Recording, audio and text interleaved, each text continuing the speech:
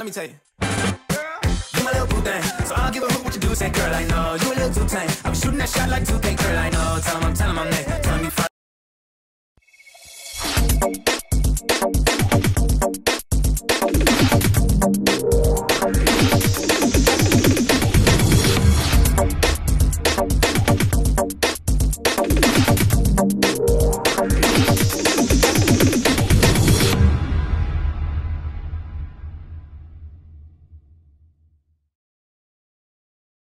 So hi guys, this is Lynn Kending again and welcome back to my channel. So today's video guys ay mag-makeup transformation tayo for JS Pram. So kung makikita nyo guys, ito yung kanyang bare face. And syempre yung gagawin natin guys, i-enhance lang natin yung kanyang mga features like yung nose, yung shape ng face, and mag-focus tayo on the eyes. So, we start with foundation. And by the way, guys, primer na rin ako using Givenchy. And of course, ang i-highlight ko rin actually yung kanyang brows.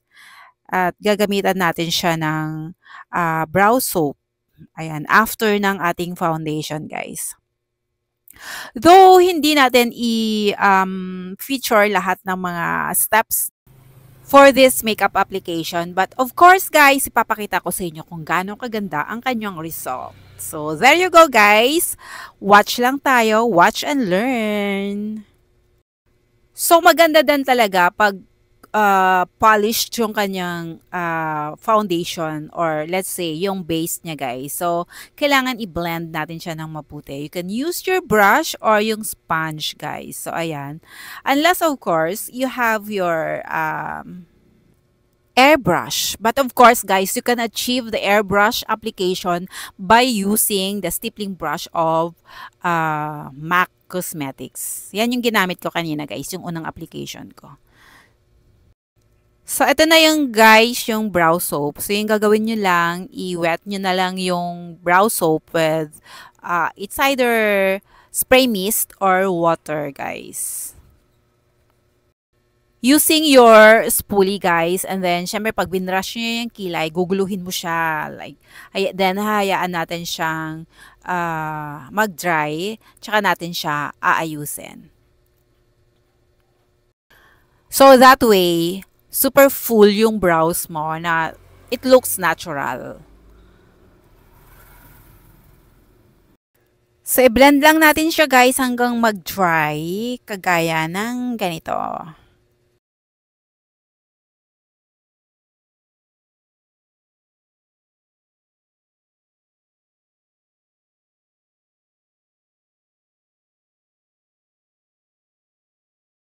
So, let's move on to the eyeshadow na, guys. Ayan. O, diba? Ang bongga.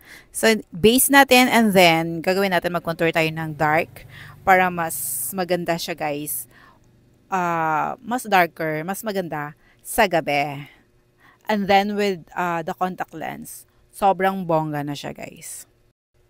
So, yung secret, guys, sa eyeshadow, 'di ba? Lalo na pag maraming colors yung gagamitin mo. Blending is the key. So, kailangan i-blend nyo siya na hindi mo makikita, guys, kung saan ka nag-start at saan siya nag-end.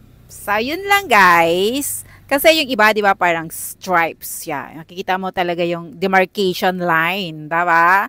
So, dito, guys, i-blend nyo lang siya para hindi nyo makikita yung lines niya. So, yun lang yung secret dyan, guys. So, para mas bongga pa siya, guys, a-applyan natin on top ng gold para syempre kumikinang-kinang yung inyong eyes. Diba? Para siyang star bright, like a diamond later, guys. So, makikita niyo yung difference niya. So guys, as you can see, super nag-focus talaga ako on the eyes, 'di ba? Kasi kailangan maganda siyang lalabas, guys. The rest of the face kasi, guys, super easy lang yung application diyan. So kahit hindi ko na 'yan i-highlight sa inyo later, guys. Eyes talaga yung very important to me. Charot lang, guys, pero ang totoo niyan, guys. pag nakafocus ka na kasi on makeup, minsan makakalimutan mo na i-on yung iyong video. But anyway guys, papakita ko pa rin sa inyo kung gaano kaganda yung result niya guys. So we're still on the eyes, syempre, 'di ba?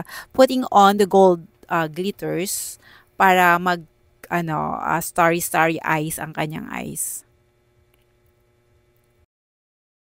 So by the way guys, kung nakikita nyo pag nag-open yung eyes ng model natin guys, super light yung contacts niya kasi hindi siya bagay doon sa kanyang eyes. So ang gagawin natin guys, papalitan natin siya ng dark chocolate na color guys. So ayan, papakita ko sa inyo sa final later. Tatapusin ko lang yung eyeshadow kasi once na ginalaw natin siya, syempre 'di ba, yung eyes niya magwo-watery. So, masisira yung eyeshadow natin. So, mamaya na lang pag finishing na. Then, next natin dito guys ay ang ating false eyelashes. Syempre, di ba? Alam niyo na yung difference ng with false eyelashes and without. So, mas buhay na buhay yung eyes guys pag merong false eyelashes. Kaya kung makikita nyo ngayon guys, 'di ba? Halos lahat na ng tao ay nag-i-invest on lashes, 'di ba? Hindi na kagaya ng dati kasi pag may false lashes ka guys, minsan kahit maglagay ka lang ng eyeliner on a daily basis, super buhay na yung eyes nyo. So how much more, 'di ba? On an event. So kailangan bongga. So, maganda yung nabili ko na glue, guys. Super dumidikit talaga siya. So, sa mga interested, guys, or mahilig kayong maglagay ng false eyelashes, PM nyo ako, guys, para ibigay ko sa inyo kung ano yung brand na nakuha ko. Kasi, so far, ito yung, for me, ito yung nag-work talaga. Kasi, most of the time, guys, yung mga nabibili ko kasi ng mga, glue, eyelashes glue guys, ay hindi masyadong dumidikit. Yung sa una lang. Kasi lalo na pag naglalagay ka ng contact lens, ang tendency kasi niyan, mag-watery eyes siya. Or luluha talaga yung mata. Lalo na pag hindi sanay. So, after mong maglagay ng contact lens guys, yung yung glue, hindi para masyadong dumidikit. So, etong brand na to guys, super dumidikit talaga siya. Then, let's proceed with the eyeliner, guys. So, after ng application ng ating false lashes, syempre, lalagyan natin ng eyeliner. You can use your pencil eyeliner or yung liquid eyeliner, guys. So, ako, gusto ko yung liquid eyeliner para mas pointed siya, mas precise yung eyeliner natin, guys.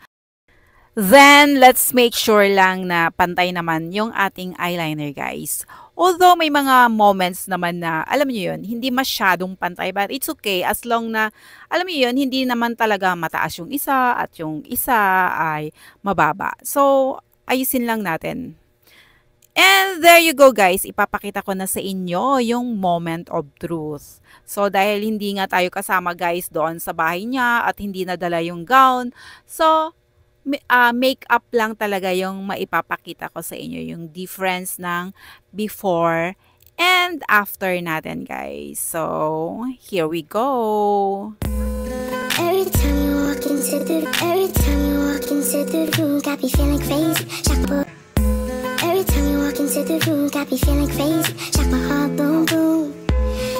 And there you go. I hope nag-enjoy kayo and may nakuha kayong tips on how to put on makeup. Thank you so much for watching. See you on my next video.